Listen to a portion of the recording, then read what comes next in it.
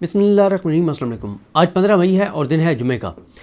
लग ये रहा है कि हुकूमत जो है वो अपने बोझ से ही लर्ज़ रही है और ये बात तो वाज़ेह थी कि जो हुकूमत की नाअहलियाँ हैं, नाकामियाँ हैं और जिस तरह से इस हुकूमत के ऊपर अपनी नाअहली, अपनी नाकामियों, करप्शन और लूट मार का बोझ बढ़ता चला जा रहा है, तो ये अंदाज़ा तो हो रहा था कि एक टाइम आएगा कि ये हुकूमत अपने बोझ से ही गिरने के करीब आ जाएगी और लग ये रहा है कि अब ये हुकूमत गिरने के करीब आ गई है। इस वक्त अगर आप सूरत हाल देखें, यानी सिक्योरिटी के अलावा, चलें सिक्योरिटी से शुरू कर लेते हैं। पहले तो आप देख लेना कि पाकिस्तान के एक बॉर्डर पे ईरान है, वहाँ पे कितनी बड़ी जंग चल रही है। अभी सीज़ फायर ज़रूर है लेकिन जंग तो चल रही है अमेरिका और ईरान की। दूसरा जो पाकिस्तान का बॉर्डर है अफगानिस्तान, उनके साथ हम हालत जंग में है। फिर भारत जो है उधर मूवमेंट है, भारत जो है वो तैयारियां कर रहा है। फिर इसी तरह से आप पाकिस्तान के अंदर देखें, दहशतगर्दी की सूरत हाल बहुत ही ख़तरनाक हो चुकी है कि पिछले एक हफ़्ते में 70 से 75 शहादतें जो हैं वो हो चुकी हैं। और ये टाइम है, जिस तरह से शहादतें बढ़ रही हैं, दहशतगर्दी बढ़ रही है, ये टाइम है कि पाकिस्तान के लोगों को मुत्तहिद किया जाए, एक हिकमत अमली बनाई जाए, स्ट्रेटजी बनाई जाए। लोग मुत्तहिद हों और दहशतगर्दी से पूरी कौम लड़ती है, सिर्फ फ़ौज नहीं लड़ती, कौम पूरी लड़ती है दहशतगर्दी से, दहशतगर्दाना रवैयों से, इंतहा पसंदी से। इसमें सिविलियन इदारों का भी किरदार होता है, फ़ौज का भी किरदार होता है, अवाम का भी किरदार होता है, नैरेटिव भी होता है, बहुत सारी चीज़ें इसके अंदर मैटर करती हैं। फिर आप इस हुकूमत के लिए चैलेंजेस देख लें ना, यानी बॉर्डर की सूरत हाल मैंने आपको बता दी। फिर इकॉनमी की सूरत हाल आप देख लें, एक्सपोर्ट्स हमारी गिर रही हैं, इंपोर्ट्स हमारी बढ़ रही हैं। कल हुकूमत ने खुद अपनी एक रिपोर्ट जारी की जिसमें हुकूमत ने इस बात का एतराफ़ किया कि कोई एक भी मुआशी इशारिया ऐसा नहीं है जो अचीव किया गया हो। जीडीपी ग्रोथ का जो टारगेट था वो अचीव नहीं कर सके, एक्सपोर्ट्स का टारगेट अचीव नहीं कर सके। सिर्फ रेमिटेंसेस, ज़ाहिर है गो के रेमिटेंसेस भी अप्रैल में गिरी हैं और वजह यही है कि खलीजी ममालिक की सूरत हाल आपके सामने है, पूरी दुनिया के अंदर महंगाई आपके सामने है। लेकिन रेमिटेंसेस इसलिए बढ़ती गई क्योंकि पिछले 4 साल में 40 से 45 लाख पाकिस्तानी पाकिस्तान छोड़कर चले गए। अब जो 40 से 45 लाख पाकिस्तानी पाकिस्तान से गए हैं वो $100 भी पर पाकिस्तानी जो गया है वो भेजे तो कितने रेमिटेंसेस बनती हैं। तो इसके अलावा टैक्स कलेक्शन देखें, ये नहीं कर सके। फिर आप एक चीज़ और देखें कि जो इन्होंने पेट्रोलियम लेवी लगाई है, पेट्रोलियम लेवी जो खलीक कियानी साहब ने बताया कि 11 माह का जो इनका टारगेट था वो इन्होंने 10 माह में अचीव किया। इनका टोटल टारगेट था कि 1468 अरब रुपए जो है वो पेट्रोलियम लेवी की मद में आवाम की जेबों से निकालेंगे, लेकिन अब यह है कि ये 1568 अरब रुपए जो है वो आवाम की जेबों से निकालेंगे। और जब ऑयल प्राइसेस बढ़ती हैं तो हर चीज़ महंगी होती है। और जैसे मैंने आपको अर्ज़ किया कि बिजली की कीमतें आप कहाँ चली गई हैं, लोड शेडिंग की सूरत हाल आप देख लें, सोलर वालों के साथ ये कर रहे हैं। और जब बिजली की कीमतें ऊपर गई हैं, गैस की कीमतें ऊपर गई हैं, तो उससे ज़ाहिर है कॉस्ट बढ़ती है इंडस्ट्री की। उसकी वजह से हमारी एक्सपोर्ट्स जो हैं वो गिर रही हैं, हमारी इंपोर्ट्स जो हैं वो बढ़ रही हैं। फिर इसी तरह से बेरोज़गारी बढ़ रही है, अनसर्टेनिटी बढ़ रही है, गुर्बत बढ़ रही है, गैर यकीनी की सूरत हाल बढ़ रही है। कंस्ट्रक्शन का शोबा जो है वो बैठ गया है, रियल एस्टेट का शोबा वो बैठ गया है, किसान का 4 से 5 हज़ार अरब का नुकसान हो गया है। फिर ये IMF के साथ जो चीज़ें तय करके आए हैं, 150 अरब रुपए की जो गरीबों के लिए सब्सिडी है बिजली और कुछ और चीज़ों के अंदर, वो ये ख़त्म करने जा रहे हैं। 400 से 500 अरब के नए टैक्सेस लगाने जा रहे हैं। तनख्वाहदार तबके के लिए मज़ीद मुश्किलात जो हैं वो खड़ी करने जा रहे हैं। तो अब इस सारी नाअहलियों, नाकामियों के बाद अब इन्होंने अपनी ओपनिंग टीम के अंदर एक तब्दीली की है और वो ये किया है जो शहबाज राना साहब ने खबर दी कि वज़ीर ख़जाना की बजाय इसहाक डार को कहा गया है कि वो अगला बजट बनाएं। जैसे इसहाक डार साहब ने तो पहले मईशत को 4 चांद लगा दिए, उनको खैर अब दे दिए। यानी अब वज़ीर ख़ारजा साहब जो हैं वो वज़ीर ख़जाना के तौर पर जो है वो पाकिस्तान का जो है वो बजट तैयार करेंगे। फिर अद्वियात की आप कीमतें देखें, फिर ताजरों का एहतजाज आप देखें। अभी किसानों ने ऐलान कर दिया है कि 10 जून का, शायद या 10 जून का, जी 10 जून का उन्होंने पंजाब असम्बली के घेराव का किसान इत्तेहाद ने ऐलान किया।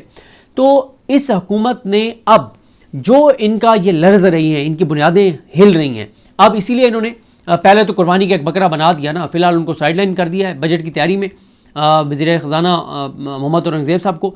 और ये भी इतलात हैं कि उनको बलि चढ़ाया जाएगा, उनकी कुर्बानी दी जाएगी। वैसे नून लीग बहुत एतराज़ करती है कि अच्छी हमारी हुकूमत है कि ना वज़ीर ख़जाना हमारा है, ना वज़ीर दाखिला हमारा है। ओ भाई, इनसे कोई पूछे आपकी अपनी सीटें आपकी हैं क्या? मरीम नवाज़ साहबा जीती हैं क्या? नवाज शरीफ साहब अपनी सीट जीते हैं क्या? हमजा शहबाज साहब अपनी सीट जीते हैं क्या? शहबाज शरीफ साहब अपनी सीट जीते हैं? तो जब आपकी अपनी MNAs और MPs की अपनी सीटें आपकी अपनी नहीं हैं, तो फिर ये हुकूमत तो आपको पता होना चाहिए कि आपको कैसे जो है वो दी गई है। तो जब आपको हुकूमत इस तरह से दी गई है तो फिर ये फैसले आप तो नहीं करेंगे ना कि वज़ीर ख़जाना कौन होगा और वज़ीर दाखिला जो है वो कौन होगा।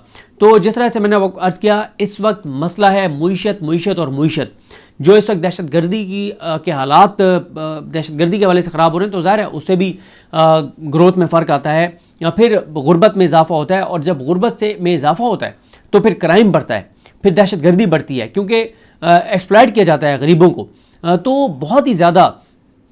और फिर एक चीज़ और आप देखें, कल जो खबर आई कि 97,000 अरब रुपया कर्जा हो गया पाकिस्तान का, 45,000 अरब कर्जा ले चुके हैं इमरान खान को हुकूमत से निकालने के बाद। 45,000 अरब कहाँ गया? 45,000 अरब ये किसने उतारना है? अवाम ने उतारना है, पाकिस्तान की आने वाली नस्लों ने उतारना है। कोई इनसे पूछने वाला नहीं है कि ये 45,000 अरब रुपया आपने कहाँ खर्च किया है। फिर आप देख लें, कल राना गुलाम कादिर साहब की खबर लगी हुई थी, जिसमें उन्होंने बताया कि पिछले साल की निस्बत इस साल वफाक के अखराजात बढ़ गए हैं। कि ताजरों को तो आप कहते हैं कि रात 8 बजे दुकानें बंद करो ताकि एनर्जी की हम बचत करें, लोगों के ऊपर आपने टैक्स लगा दिए, पेट्रोलियम लेवी लगा दी, लोगों को आपने खुदकुशियों पर मजबूर कर दिया, किसान को आपने तबाह और बर्बाद कर दिया। खाद की कीमत कहाँ चली गई है, ज़रिए अद्वियात की कीमत जो है वो कहाँ पे चली गई है, बीज की कीमत कहाँ पे चली गई है, डीजल कहाँ पे चला गया है, बिजली कहाँ पे चली गई है। हर चीज़ में आपने अवाम को जो है अवाम के नाक में दम कर रखा है। और आपकी अपनी हालत यह है कि पिछले साल की निस्बत इस साल जो वफाक के अखराजात हैं वो बढ़ गए हैं। पिछले साल की निस्बत इस साल बैरूनी सरमायाकारी मजीद गिर गई है। टोटल कोई 350 अरब रुपये में 350 अरब या 3.25 अरब जो है उसकी टोटल सरमायाकारी हुई है। तो इस वक्त ये हुकूमत हर तरफ से फंस रही है। ऐसे में तहरीक इंसाफ का एक्टिव होना इस हुकूमत के लिए और ज़्यादा ख़तरनाक है। तहरीक इंसाफ की तंजीम, क़यादत, तहरीक तहफ़्फ़ुज़ पाकिस्तान और सोशल मीडिया में फासले कम होना, ये इनके लिए ख़तरनाक है, क्योंकि PTI का सोशल मीडिया जिस दिन PTI के साथ 100% अपनी क़यादत के साथ 100% खड़ा हो गया, तो इनको तो रास्ता नहीं मिलेगा, क्योंकि फिर जो भी वो एक्टिविटीज़ कर रहे हैं, अभी देखें ना, सलमान अकरम राजा साहब और शुएब शाहीन साहब जो गए, जिन आबादियों को गिराया जा रहा है वहाँ गए हैं, तो उसकी वो कवरेज सोशल मीडिया ने नहीं की। जो महमूद हसन चकज़ई साहब, अल्लामा राजा नासिर अब्बास साहब जो वहाँ पे गए हैं सेनेटर मुश्ताक साहब के घर और वहाँ प्रेस कॉन्फ्रेंस किया, उसकी वो कवरेज नहीं हुई सोशल मीडिया के ऊपर। PTI के सोशल मीडिया ने वो कवरेज नहीं की। जो पार्लियामेंट के अंदर तकरीरें हुई हैं उनकी वो कवरेज नहीं हुई। जो सुप्रीम कोर्ट गए, हाई कोर्ट गए, उसकी वो कवरेज नहीं हुई। और ये मैं आपको बता दूं कि अगले हफ्ते के हवाले से भी बहरहाल खासी जो है वो तैयारियाँ तहरीक इंसाफ कर रही है। और इसी तरह से आप देखें, पहले पीपल्स पार्टी के हालात आपके सामने हैं कि उनकी चीज़ें आपके सामने, उस पर मैं बात कर चुका हूँ। मरीम नवाज़ के हवाले से भी अब जो आप तो ये दावा कर रहे हैं ना कि हमने खुद ये मामला एंटी करप्शन को भेजा, ऐसा नहीं है। जो फैसलाबाद में 1 अरब की करप्शन से 2 तहसीलों में, सुथरा पंजाब, सबसे बड़ा जो स्कैंडल बनेगा ना शरीफ ख़ानदान का, वो सुथरा पंजाब का स्कैंडल बनेगा और अरबों रुपए उसके। और शरीफ ख़ानदान का हमेशा से मसला रहा है। बेनज़ीर सरमद साहिबा ने आर्टिकल लिखा ट्रिब्यून में, उन्होंने कहा कि GB के अंदर ग्रीन एनर्जी के ज़रिए 60,000 मेगावाट बिजली जो है वो प्रोड्यूस की जा सकती थी, बहुत सस्ती, 3 रुपये, 4 रुपये, 5 रुपये फी यूनिट। लेकिन मियाँ नवाज शरीफ साहब का मसला क्या है, वो कहते हैं कि लॉन्ग टर्म मंसूबे नहीं होने चाहिए, शॉर्ट टर्म होने चाहिए जो फ़ौरन आप दिखा सकें और उसमें ज़ाहिर है माल शाल भी हो। तो इन्होंने लगाए IPPs। अगर ये वहीं पे GB के ऊपर फोकस करते, AJK के ऊपर फोकस करते, तो पूरे पाकिस्तान को AJK और GB, AJK को भी छोड़ दें, GB पूरे पाकिस्तान को बिजली जो है वो फराम कर सकता है, इतना वहाँ पे पोटेंशल है।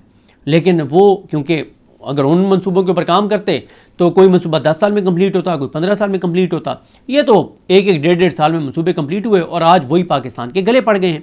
तो जिस तरह से मैं आपको अर्ज़ कर रहा हूँ कि ये हुकूमत अपने बोझ तले दबती चली जा रही है, हर चीज़ इनके हाथ से निकल रही है, मुईशत इनके हाथ से निकल रही है, अवाम की बस हो गई है। अब आज कोई पता नहीं फिर पेट्रोलियम प्राइसेस बढ़ा दें, गोके इनको कम करनी चाहिए, लेकिन कोई पता नहीं है, इनको कोई पूछने वाला नहीं है। लेकिन बहरहाल एक बात है, जो पिछला हफ्ता था, यानी पिछले जुमे को जब इन्होंने ऑयल प्राइसेस बढ़ाई, तो मैंने सोशल मीडिया पे पहली मरतबा कौमी सतह का रिएक्शन देखा, सोशल मीडिया की हद तक। हाँ, लोग नहीं निकले, सिर्फ डॉक्टर्स ने, पिम्स में डॉक्टर्स ने, लेडी डॉक्टर्स ने एहतजाज किया। फिर आज जमात इस्लामी, फ़हीम अख्तर मलिक साहब ने लिखा हुआ था कि आज जमात इस्लामी एहतजाज करने जा रही है। कल जो है वो ताजिर कुछ जगहों पे निकले हैं और ताजिर एक्टिव हो रहे हैं, किसान आगे निकलना है। तो इस वक्त इनके लिए हर तरफ से इनके गिर्द घेरा तंग हो रहा है, इनके लिए मुश्किलात बढ़ रही हैं। फिर इंटरनल इनके मामलात 28 अब ये भी हो सकता है कि जो सुथरा पंजाब की फाइलें शाइलें हिलने लगी हैं ना, क्योंकि शरीफ ख़ानदान भी नहीं चाहता कि सूबे बने, पीपल्स पार्टी भी नहीं चाहती सूबे बने, लेकिन सूबे तो अगर फैसला हो गया तो फिर सूबे भी बनेंगे, ये वोट भी डालेंगे। थोड़ी सी इनको ये जो इनकी नीयतें ख़राब हुई हैं ना, तो उसी के लिए ये सुथरा पंजाब की फ़ाइलें शाइलें खुल रही हैं, पीपल्स पार्टी की कुछ फ़ाइलें खुल रही हैं, नैब कुछ ना कुछ पीपल्स पार्टी के वाले से एक्टिव हुई है। तो ये सारी चीज़ें इसलिए हो रही हैं कि ताकि ये अच्छे बच्चे बनकर जैसे पहले सर झुका के नौकरी कर रहे हैं, इसी तरह से सर झुका के ये नौकरी करते रहें। लेकिन हालात और सूरत हाल पाकिस्तान के लिए, पाकिस्तानियों के लिए बहुत ही ज़्यादा ख़राब हो रहे हैं। अद्वियात, जान बचाने वाली अद्वियात जो बहुत ज़रूरी अद्वियात हैं, उनकी कीमतों में 100% इजाफा हो चुका है, डबल हो चुकी हैं कीमतें। यानी जो दवाई 300 रुपये की थी वो 600 रुपये की हो चुकी है, जो 600 की थी वो 1200 की हो चुकी है। ये हालात और सूरत हाल है। तो अस्पतालों की सूरत हाल आपके सामने। अनवर सुमराज साहब का मैं पढ़ रहा था, siyaset.pk ने उनकी खबर लगाई हुई थी। 2 साल में मरीम नवाज़ साहबा ने 14 अरब रुपये तकरीबन जो है वो अनवर सुमरान लिखा हुआ था कि एडवर्टाइजमेंट के ऊपर, इश्तिहारात के ऊपर खर्च कर दिए। 14 अरब रुपये का क्या मतलब है? 1400 करोड़ रुपये। 1400 करोड़ रुपए जो हैं वो 1350 1400 करोड़ रुपए जो है वो इन्होंने खर्च कर दिए जनाब एडवर्टाइजमेंट के ऊपर, इश्तिहारात के ऊपर। तो तहरीक इंसाफ जिस तरह से एक्टिव हुई है, तहरीक तहफ़्फ़ुज़ पाकिस्तान जिस तरह से एक्टिव हुई है, और इस दौरान कल मौलाना फजल रहमान साहब ने बहुत सख्त खिताब किया है। पहली मरतबा ऐसा हुआ है कि मौलाना फजल रहमान साहब ने कहा है कि उनकी जान को ख़तरा है और उनको कत्ल किया जा सकता है। तो वो भी एक महाज हुकूमत के लिए जो है वो परेशान कुन है। और तहरीक इंसाफ और तहरीक तहफ़्फ़ुज़ पाकिस्तान अगर जिस तरह से अब पिछले 2-3 दिन से हमें अवामी इशूज़ के ऊपर एक्टिव नज़र आ रहे हैं, अगर ये एक्टिव रहे, आगे बढ़े, तो हुकूमत के लिए ख़तरात ही ख़तरात हैं। हाँ, PTI अगर इस हुकूमत के ख़िलाफ़ एक्टिव हो जाए, मज़ामत करे, तो ये हुकूमत जल्दी गिर जाएगी। वो एक्टिव ना भी हों, घरों में भी बैठ जाएँ, तो ये हुकूमत अपने बोझ तले आके गिर जाएगी। इतने ज़्यादा हालात और मामलात इनके हाथ से निकलते चले जा रहे हैं। जो भी बहरहाल सूरत हाल होगी आपको अपडेट करेंगे। मुझे अपनी दुआ में याद रखें। अल करीम आप सबका हामी नासरो। अल्लाह हाफ़िज़।